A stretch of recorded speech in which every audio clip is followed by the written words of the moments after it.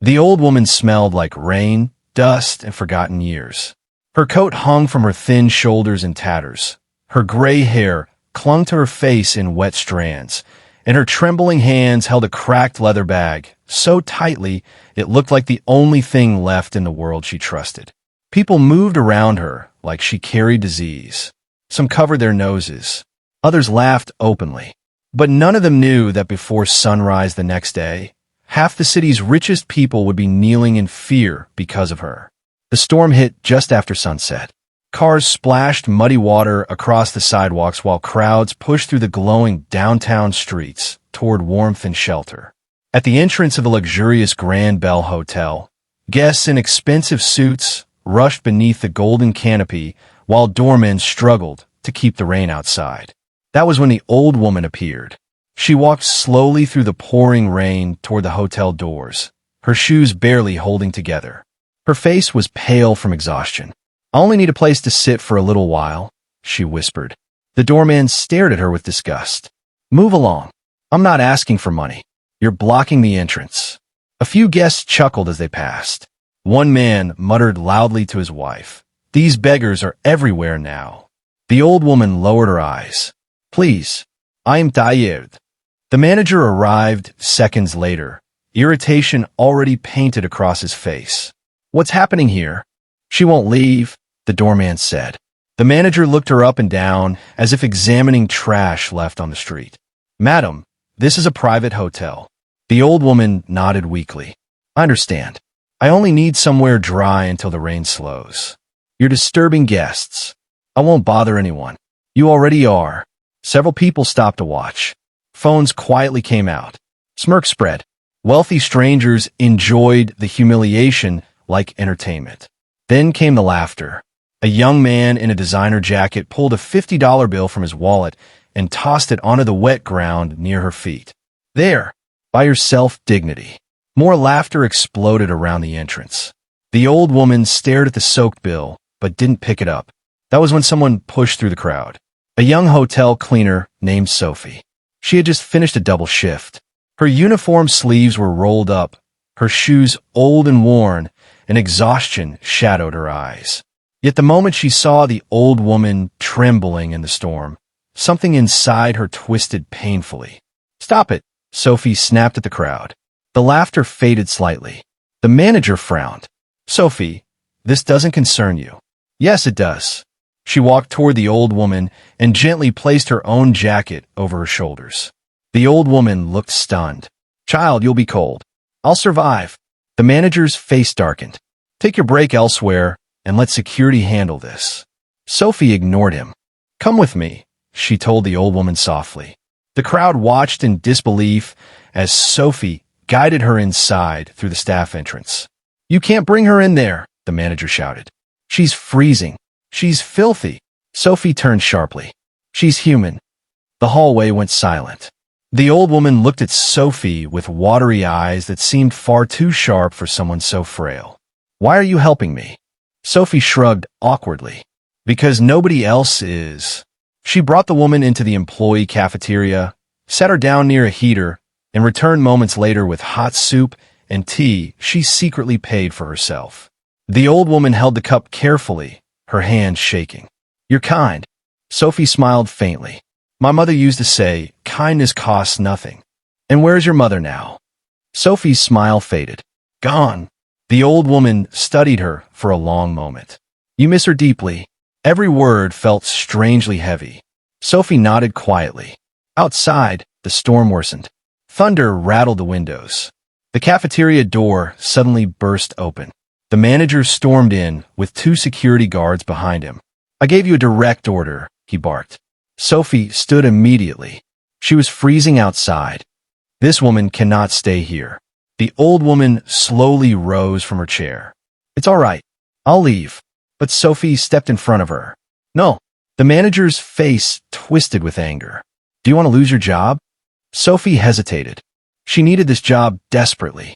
Her father's medical bills were crushing her alive. Some nights, she skipped meals to save money.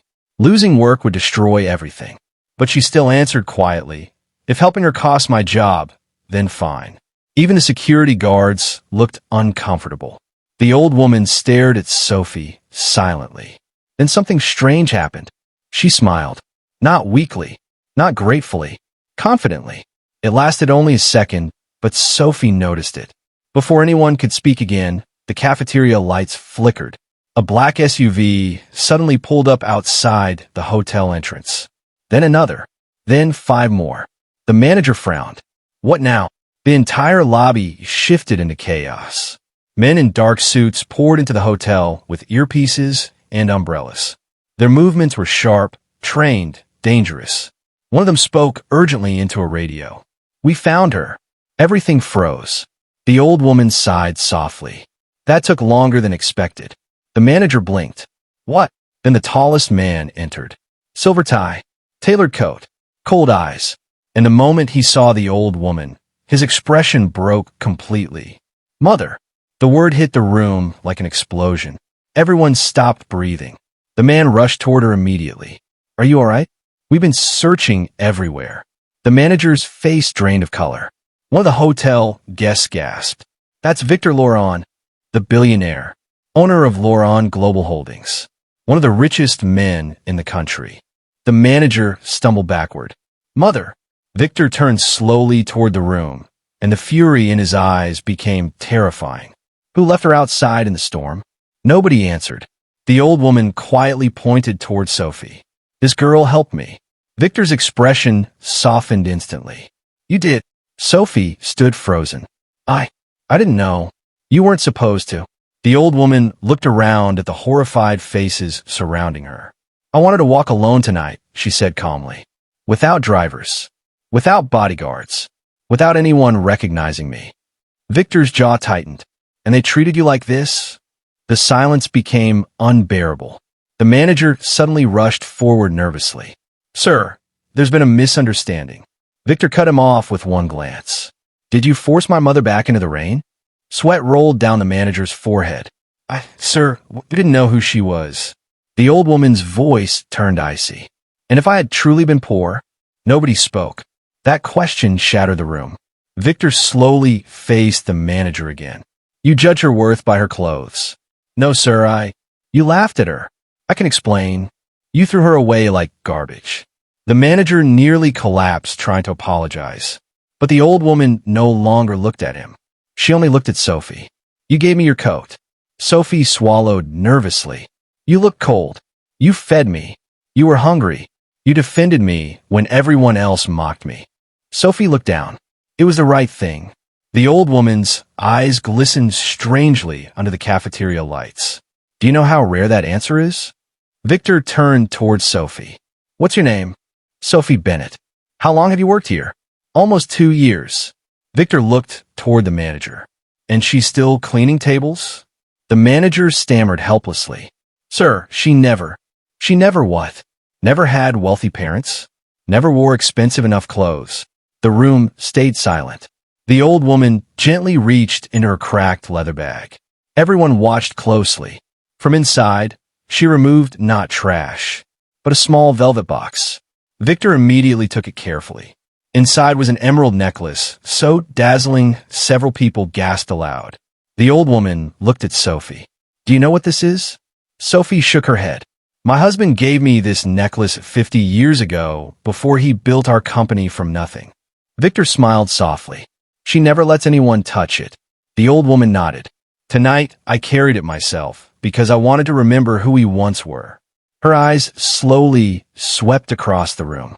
When my husband was poor, people mocked him too. They said he would die a nobody. She paused.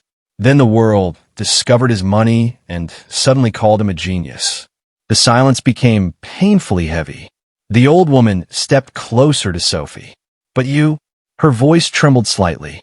You treated me with kindness before you thought there was anything to gain. Sophie's eyes filled with tears. I didn't do anything special. Yes, the old woman whispered. You did. Victor suddenly turned toward his assistants. Effective immediately by this hotel. The manager's knees nearly gave out.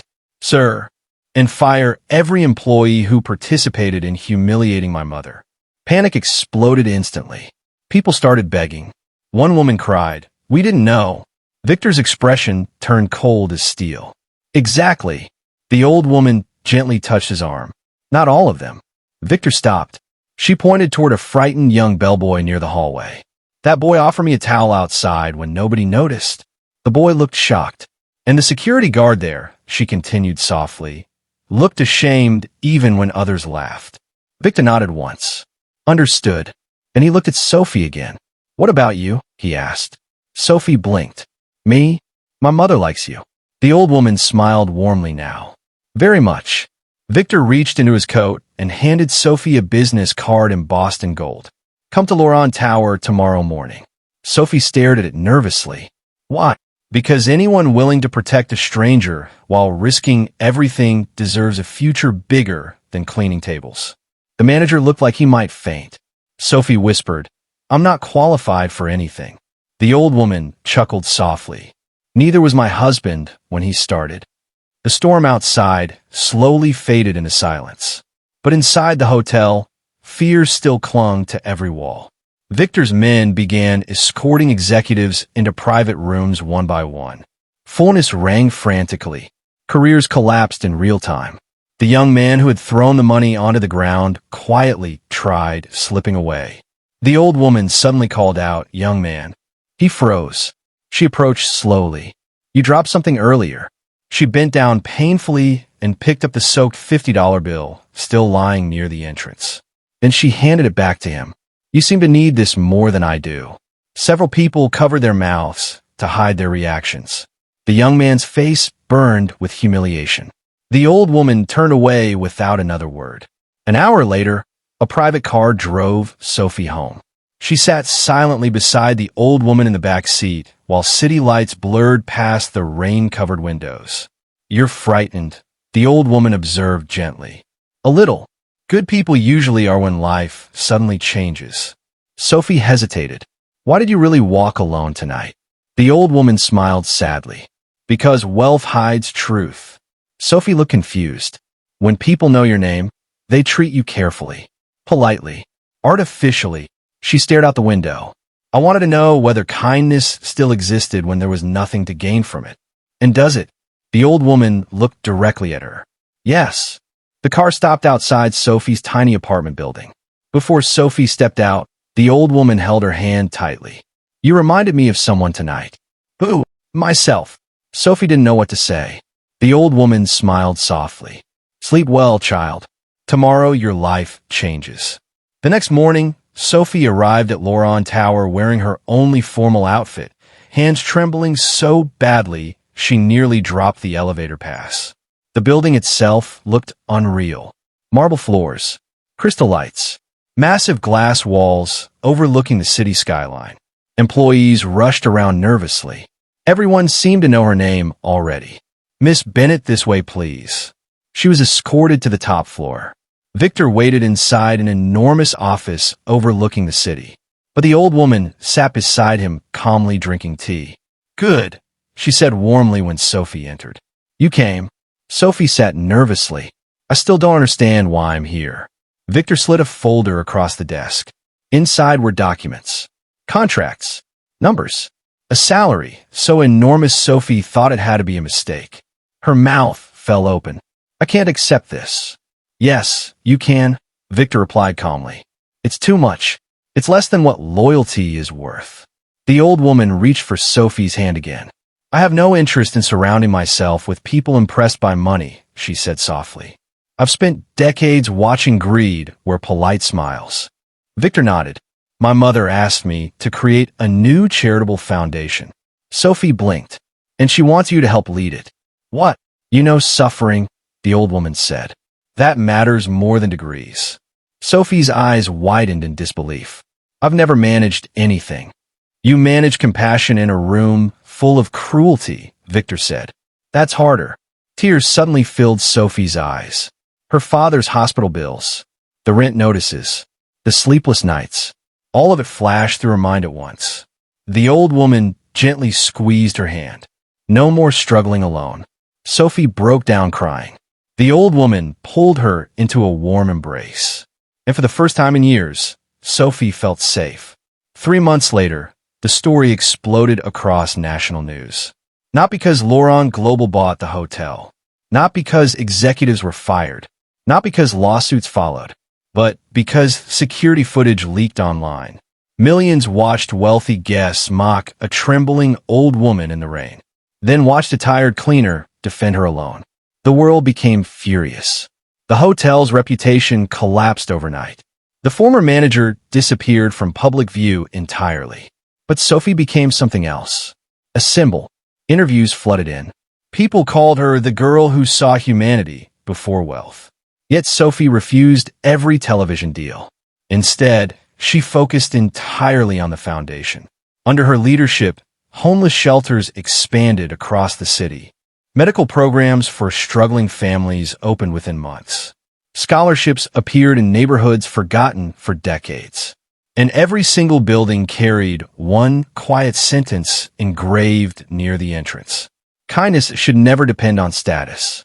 One winter evening, nearly a year later, Sophie stood beside the old woman on the balcony of Laurent Manor while snow drifted silently across the gardens. "You changed many lives," Sophie said softly.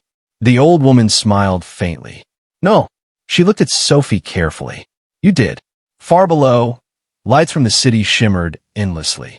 Thousands of strangers walking past one another every second.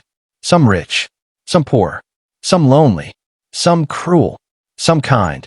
The old woman wrapped her shawl tighter against the cold. People reveal themselves most honestly when they believe someone has nothing to offer them. Sophie nodded slowly. "I used to think wealth changed people," she admitted. The old woman chuckled quietly. "No, child." Her eyes darkened slightly as she stared into the distant city lights. "It only exposes who they were all along." And somewhere far below them, in streets filled with strangers rushing through another cold night, another tired soul waited silently for one act of kindness that could change everything forever.